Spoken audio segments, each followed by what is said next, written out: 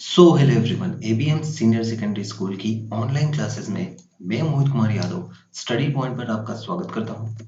आज के सेशन में हम बात करने जा रहे हैं चैप्टर 4 की, जो कि हम शुरू कर चुके हैं। दो चर वाले रैखिक समीकरण एवं असमीका। इसमें एक्सरसाइज 4.1 के दो सवाल हम कर चुके हैं। दूसरे सवाल का पहला क्वेश्चन हमने किया था, जो कि ग्राफी विधि से हम किस प्रकार से प्रश्नों के हल निकाल सकते हैं, दो समीकरणों को हल करते हैं, उनके बारे में हमने बात की थी। तो चलिए अगला क्वेश्चन देखते हैं। क्वेश्चन नंबर 2 का ये दूसरा क्वेश्चन है। दो समीकरण हमको यहाँ पर दी हुई है। पहले इनको हल करके हम यहाँ पर बिंदु प्राप्त करते हैं। तो देखिए, सबसे पहले ये जो समीकरण है, इसको हल करने के लिए हमको किसी भी एक चर में समीकरण बनानी होगी। तो यहाँ पर y जो है वो अकेला है, तो y को हम y में ही समीकरण बना देते हैं। y को सबसे पहले पक्षांतरण करते हैं। तो देखिए, 2x y का पक्षांतरण करते हैं हम, तो ये इस तरफ आकर हो जाएगा प्लस का y, ये इस प्रकार से। और अब मैं y को इधर लिख देता हूं, तो 2x को यहाँ लिख देते हैं हम, और 4 का पक्षांतरण जब इस तरफ होगा तो 4 जो है वो पीछे आ जाएगा माइनस में। तो ये हमारी जो है समीकरण बन के आ जाती है। अब यहाँ पर मैं x की वैल्यू रखता हूँ। तो सबसे पहले मैं x की वैल्यू रखता हूँ यहाँ पर 2, x बराबर 2 रखने पर वैल्यू आप कुछ भी रख सकते हैं। ये आपके ऊपर डिपेंड करता है कि आप किस तरीके से इसको हल करते हैं। और कुल मिलाकर आपको यहाँ पर x और y की वैल्यू जो है पूर्णांक के रूप में ही बनानी है। तो चलें देखें इसको। y का वैल्यू फाइंड करते हैं हम। तो यहाँ पर हमने रख दिया 2। अब देखिए, 2 और 2 गुणा होकर हो जाएगा 4, 4 माइनस 4, तो यहाँ पर y वैल्यू कितनी प्राप्त हो जाएगी? 0। x बराबर 2 पर y बराबर 0 प्राप्त होगा। फिर से एक कोई मान रखते हैं, तो x बराबर हम 3 रख देते हैं। x बराबर 3 रखने पर y is equal to 2 into 3 minus 4, यानी कि 6 माइनस 4। तो y की वैल्यू कितनी आई हमको? 2 मिली। अब इसका हम बिंदु बना लेते हैं। इस प्रकार से बॉक्स के रूप में इसको निरूपित कर देते हैं हम। यहाँ पर x की वैल्यू, यहाँ पर y की वैल्यू, और दो बिंदु हैं, तो ये दो खंड बना लिए। तो पहला बिंदु हमको प्राप्त हुआ है 2 0, दूसरा बिंदु हमको प्राप्त हुआ है 3 2। चलिए, अब दूसरी वाली जो समीकरण है x प्लस वाई बराबर -1, इसको सिंपली हम इस तरीके से बदल देंगे, किसी भी एक का पक्षांतरण कर दो, तो ये जो है समीकरण इस प्रकार से हमको प्राप्त हो जाएगी। अब y बराबर हम रखते हैं सबसे पहले 0।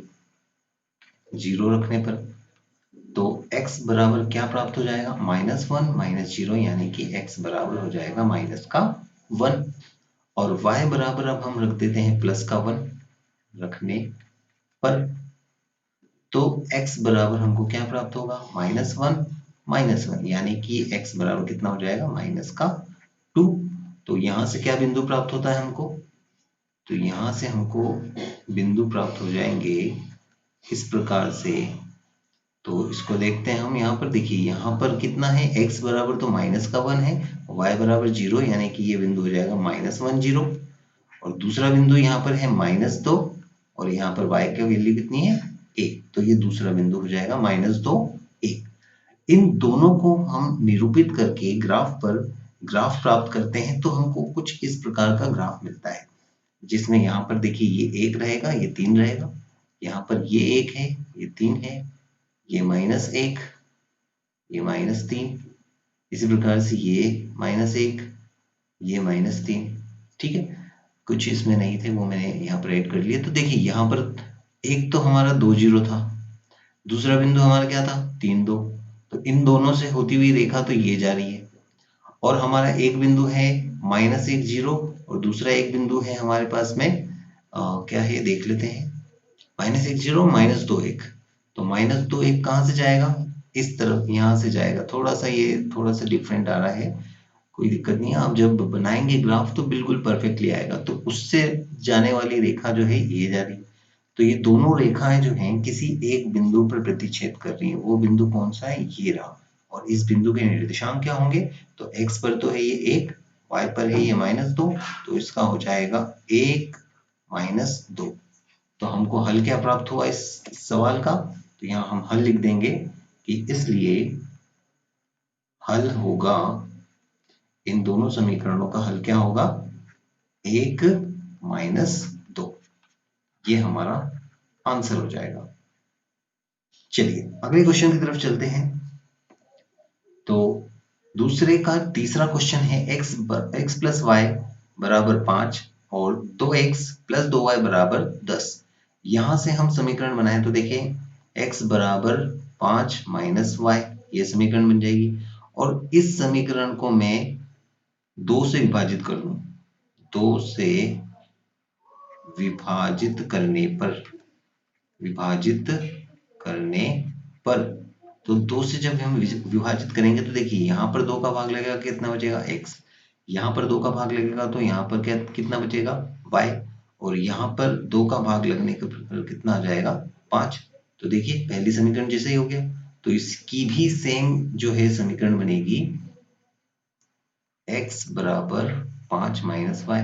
तो दोनों के अलग अलग बिंदु निकालने की जरूरत ही नहीं है, क्योंकि दोनों ही एक ही समीकरण हैं, तो दोनों ही के बिंदु सेम होंगे, यानी कि संपाती ग्राफ हमको प्राप्त होगा। तो वैल्यूज निकाल लेते हैं।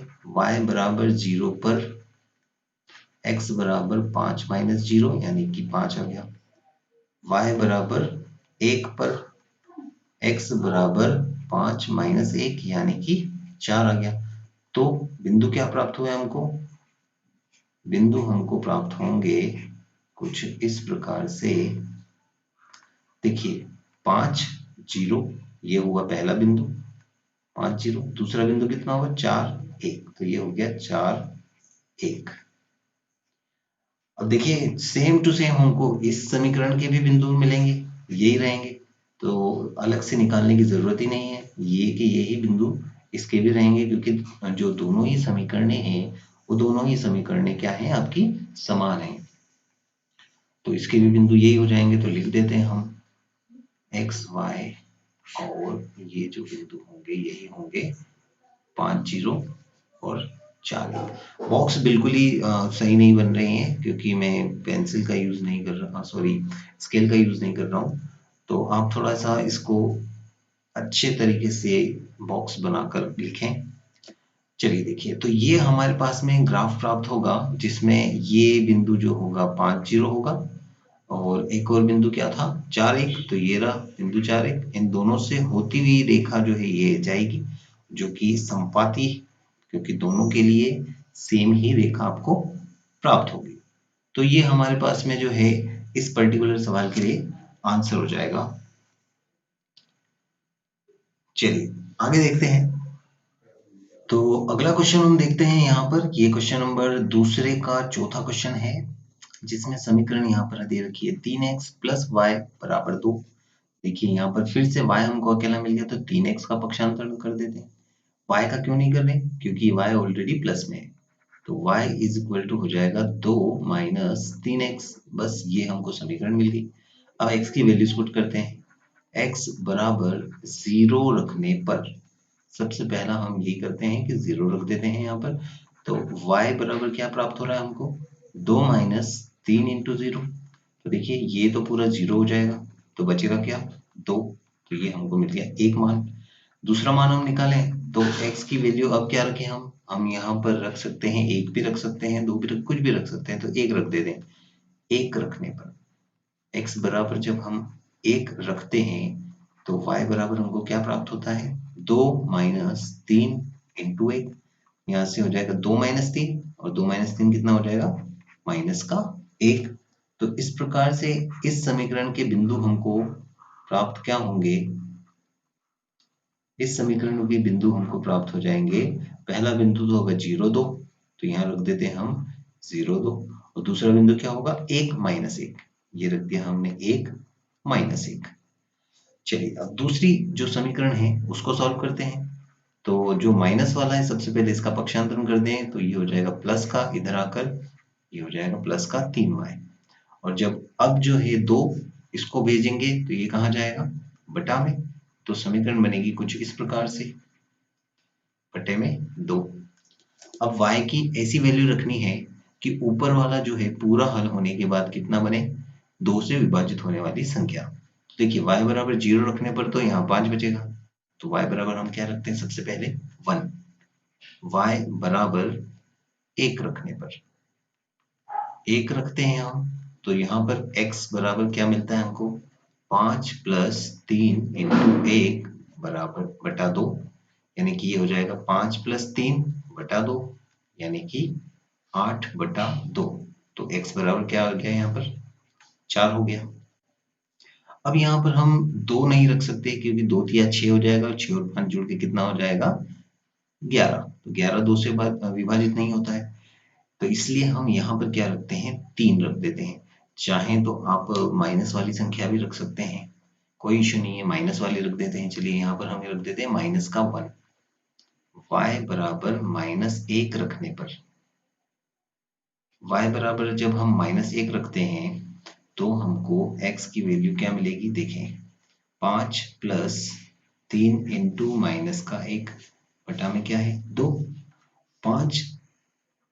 अब देखिए 3 और -1 गुणा होकर -3 बना देगा, तो ये हो जाएगा -3, यानी कि 5 - 3 कितना होता है 2, 2/2 कितना हो जाएगा 1, यानी कि x बराबर आ गया 1। तो इस प्रकार से हमको इस समीकरण के लिए हल बिंदु क्या प्राप्त हो जाएंगे। तो बिंदु जो होंगे, मैं यहाँ पर बॉक्स बना देता हूँ इसके लिए, इस तरफ बॉक्स बना देते हैं।